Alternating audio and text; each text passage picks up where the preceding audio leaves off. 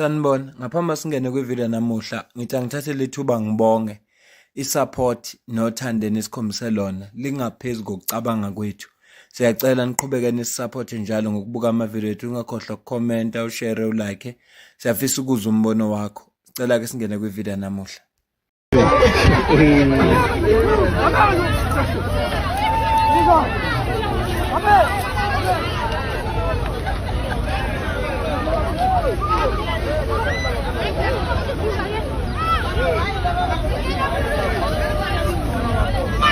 Labo bhuti obabonayo la bebezama ukuboleka ifoni yomunye usisi ngenkani, kanti umphakathi uzobabona wawuseke uxoxa nabo.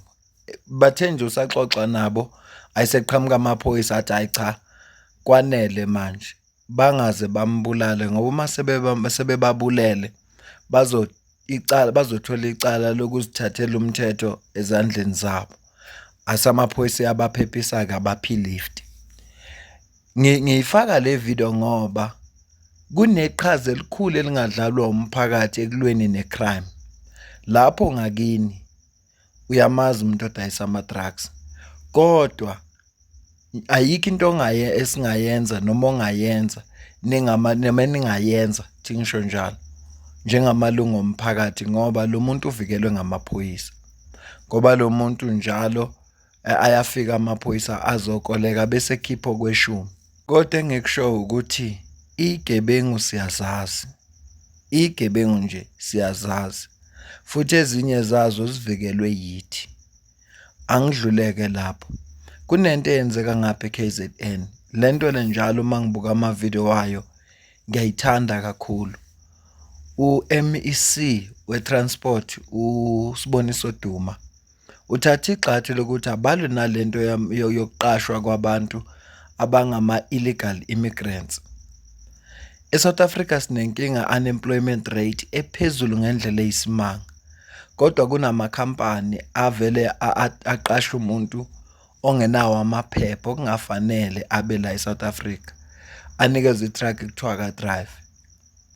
Ngabe kuqasha umuntu wala eSouth Africa, kodwa isizathu ezenza ukuthi abantu abangabaqashi bathathe labantu ukuthi bayazi ukuthi abanamalungelo, bazoba exploiter ngendlela abafuna ngayo. Kodwa lokho akusiza umnotho wezwe lethu. Ngizokucaphunela ivideo manje. My name is Dabenzi Nesibuya, spokesperson for the Ministry of Transport and Human Settlements in KwaZulu-Natal, Siboniso Duma.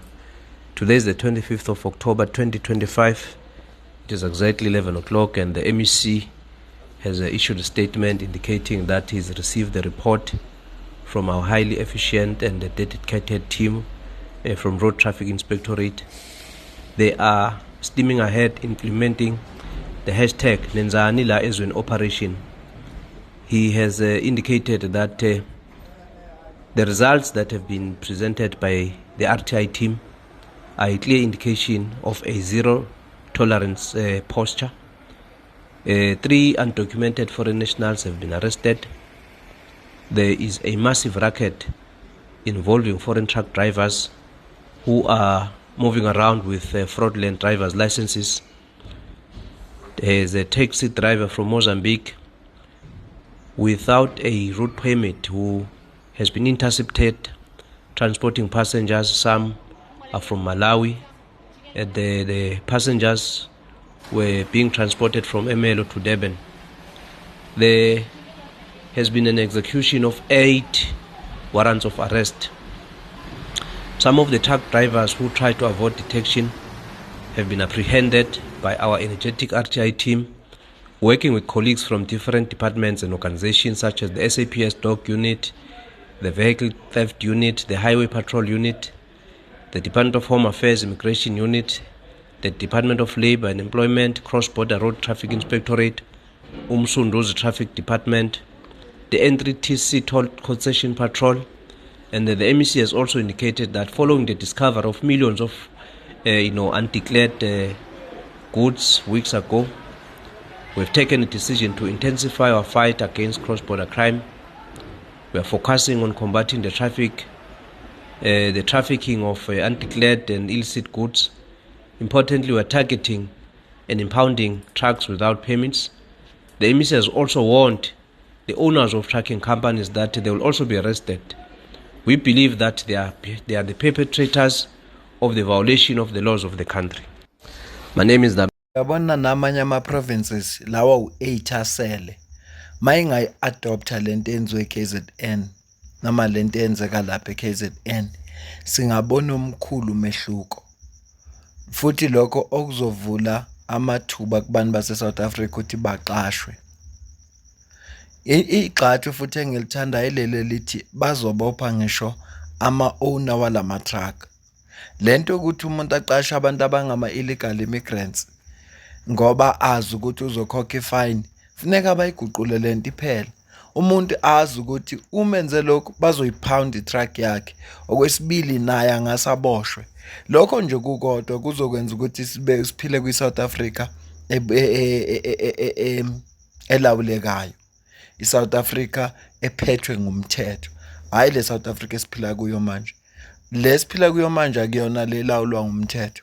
Enye into eyinkinga ofuna kuliwe nayo kodwa okuzoba nzima ukuyinqoba ile ye-illegal mining noma sothozamazama, ngoba abantu base-South Africa bayabhenefitha kuyo. Ngithe kwenye ividiyo lapho ngikhuluma khona ngachaza ukuthi babhenefitha kanjani. Abantu base-South Africa bayabhenefitha kulento yozamazama, yingakho kungelula ukulwa nayo. Angibala amaphoyisa kuphela, amaphoyisa ayabhenefitha vele. Amaphoyisa futhi awabhenefitha ayingxenye yayo, ngoba amaphoyisa yiwona a-transporta le nhlabathi yakhona. Angazi ukuthi sikwisiwaphi kodwa iwona, ngikhuluma ngento engiyaziyo esengike ngayibona. Amaphoyisa futhi ngeke le operation nje yokuthi kusetshenzwe lapha ibe impumelelo amaphoyisa engekho involve, kodwa nomphakathi la kusuke khona kukhona awuzamazama noma illegal mining uyabhenefitha, ngoba kunabantu abaphekayo baphekela ozamazama. Labantu abangozamazama baqashe khona kule mizi yabantu base-South Africa. Yingakho ngithi lento ye-illegal mining iyinkinga ngoba abantu base-South Africa bayabhenefitha kuyo. Article esinayo ifundeka kanje: a joint operation between SAPS Magaliesburg and Search and Rescue K9 units led to arrest of 6 illegal miners at Protea Mine in Blaulo Bank, Magaliesburg on Friday, 24 October 2025. Responding to a complaint, police apprehended the suspect who fled on foot upon arrival. 4 rifles and 343 rounds of ammunition were recovered, along with mining equipment, including generators, jackhammers, detonation cords with blasting caps, and power gel.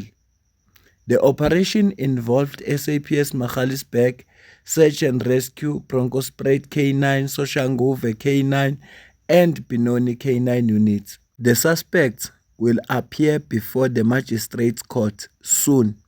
Uma ke kukhulunywa nge-K9 kusuke kukhulunywa ngalamaphoyisa ahamba nezinja, ibizwa ke nge-K9, i-dog unit ibizwa nge-K9. Ngenzela umuntu ongazi uma kuthiwa K9 kusuke kukhulunywa ngamaphoyisa lawa asuke ehamba nezinja.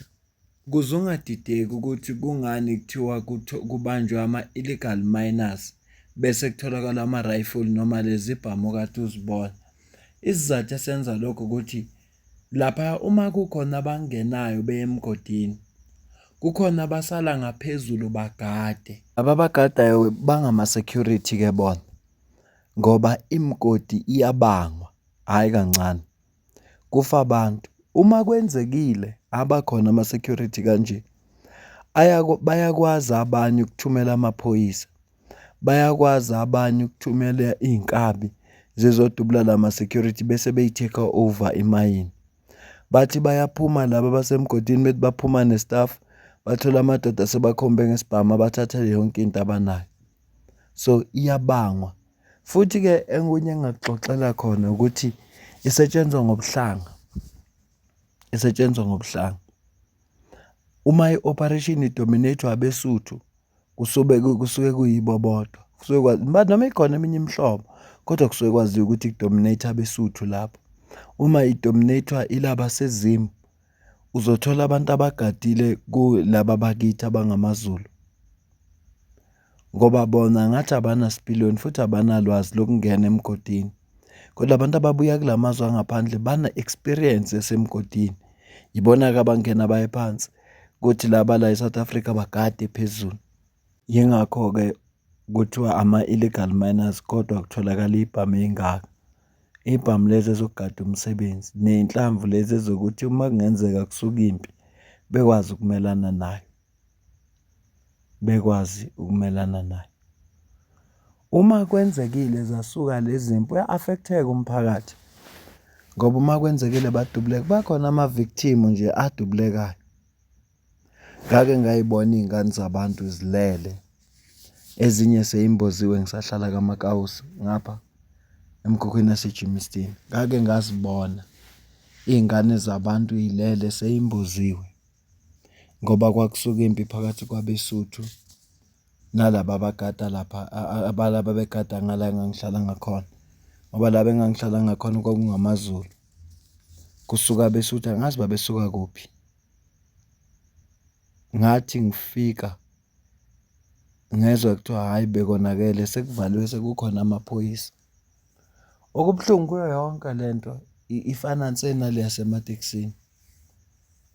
Kufike kudutshulwane, kufika amaphoyisa, kufika abe-forensic, kodwa kuboshwa muntu. Nansi-ke into efike ibe buhlungu, ukuthi sekwenzekile konke, akekho umuntu ojezayo. Nalaba baboshwa ngoba bekungama-operation ahlukene. Akuwona amaphoyisa aseMagaliesburg kuphela. Angisho ukuthi khona akwenza amaphoyisa aseMagaliesburg, kodwa ngenxa yento engiyaziyo, ayikho i-crime eyenzeka eSouth Africa amaphoyisa engesiyingxenye yayo, ikakhulukazi i-illegal mining. Angeke yenzeke. Kuye kwenzeka amaphoyisa afike azithathe izinto njengama-generator, azithathe ekuseni, ntambama zibuye. Ntambama, hhayi ngakusasa, ntambama zibuye zonke lezi zinto. Angazi ukuba kwenzeka kanjani. Angibambeke le video, ngoba inhloso yami angifuni ukuthi ibe yinde. Mina nawe bese sidibana kwividiyo elandelayo. Ngiyabonga.